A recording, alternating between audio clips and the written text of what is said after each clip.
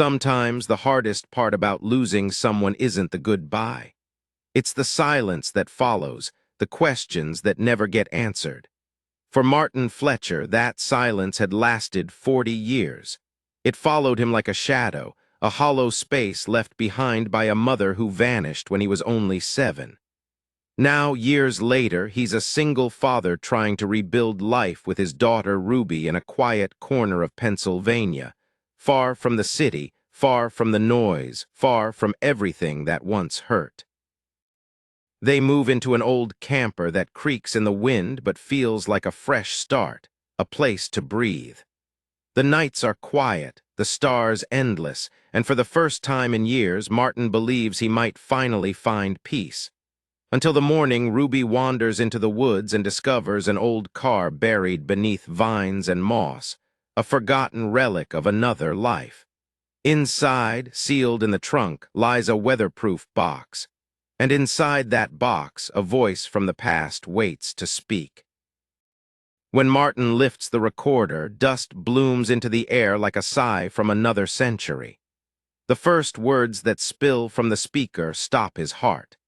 "Leo," the voice says, soft but trembling, "if you're hearing this, then you found me." His mother's voice, frozen in time, alive through the static, reaches across 40 years and touches a wound he thought had healed. Ruby sits beside him, her eyes wide, listening as her grandmother speaks of love, fear, and choices made to protect a child. The words come in fragments, but the message is clear. She hadn't abandoned them. She had vanished to keep Martin safe from men who wanted her dead. That night Martin can't sleep. He listens again and again, memorizing every crack, every breath in her voice. The car in the woods is no longer a mystery. It's a grave filled with truth, waiting to be unearthed. The pain of not knowing begins to change into something else, the fragile start of understanding. In the days that follow, Martin and Ruby read the letters hidden in the box. Each envelope is addressed to Leo, the name his mother had called him, the name no one else had used since she disappeared. The letters tell a story of survival and sacrifice, how she once fell in love with a man named Vincent, how she discovered his ties to organized crime, and how she fled to protect herself and her unborn child. She changed her name, started over, and when danger found her again, she made an impossible choice: to vanish completely, leaving Martin with his father, watching him grow up from a distance. She lived in that car for years, hiding in the same woods where Martin and Ruby now live. The revelation crushes him. All those birthdays she missed, all the moments he thought she'd forgotten, she was there, watching from afar. And suddenly, every memory of absence becomes a memory of love he never recognized. Martin listens to more tapes, his daughter beside him, both of them piecing together the fragments of a woman's life built on sacrifice. The voice on the third tape is tired, older, yet still filled with hope.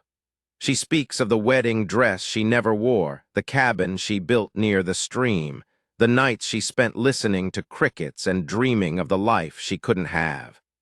"I didn't leave because I didn't love you," she says.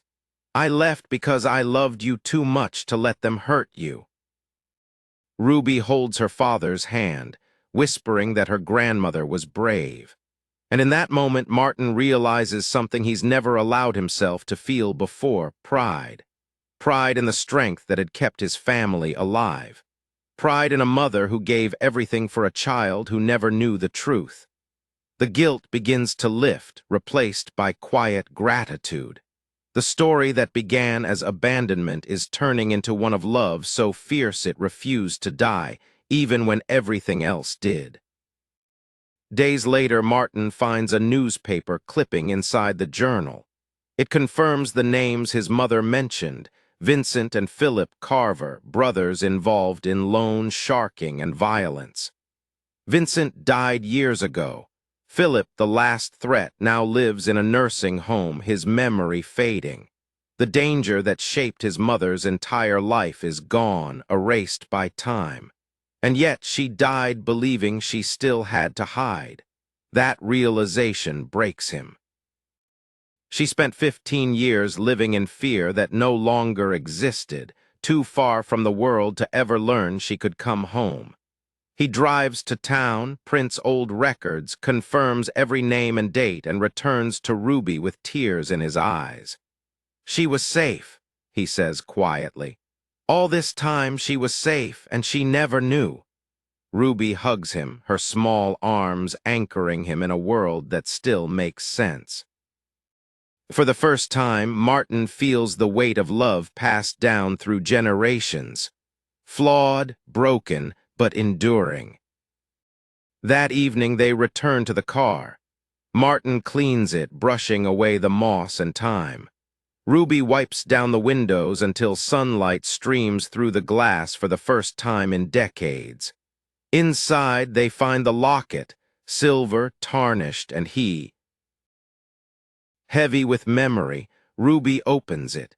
Inside is a photograph of a baby, Martin, and a tiny lock of hair. She clasps it around her neck. Now she's with us, she says, and Martin can't help but smile through tears. They find the remnants of a cabin nearby, the stones of its foundation still holding shape. Martin kneels, touching the earth his mother once called home. For the first time, he doesn't feel angry. He feels connected to her pain, her courage, her love. They build a small cairn of stones to mark the spot, a silent promise that she will not be forgotten again. That night, they listen to the final tape. Her voice is weaker now, fragile as the wind through dry leaves.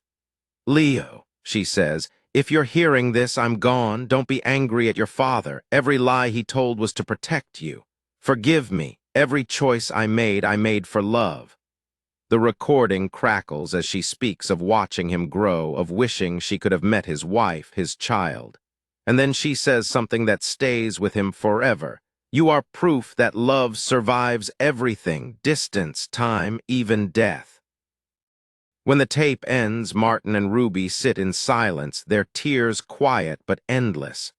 The forest outside hums with life, the world unchanged, yet everything feels different.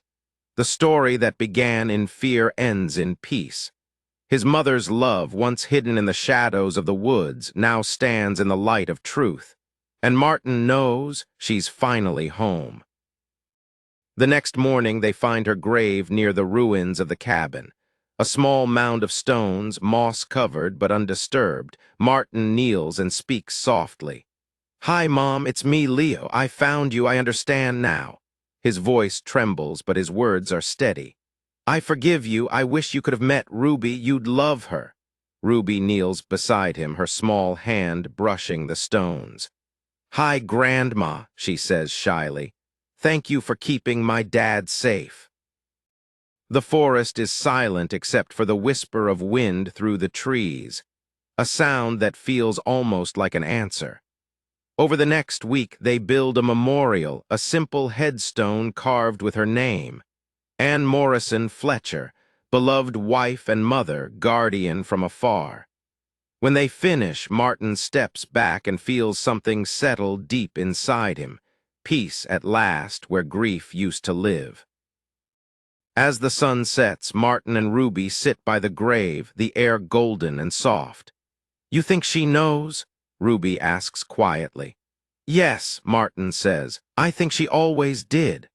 For the first time in years, the weight of the past no longer feels heavy, it feels sacred. They return to the camper, the locket gleaming against Ruby's chest, the forest glowing in twilight. The story that began with loss ends with legacy, a reminder that love, even when buried under decades of pain, always finds its way back. And as the lantern flickers, Martin whispers, "Thank you, Mom, for everything." Then he turns to Ruby and smiles. "Ready to start fresh?" She nods, her eyes bright. They walk inside together, 2 generations finally free from ghosts. If this story touched your heart, take a moment to like this video and subscribe for more stories that remind us how love can outlast loss and how family can find its way back, even after a lifetime apart. Tell me in the comments, if you found a message from someone you loved and lost, what would you hope it said? I'll be reading your answers below. Until the next story, take care of your heart and the people you love.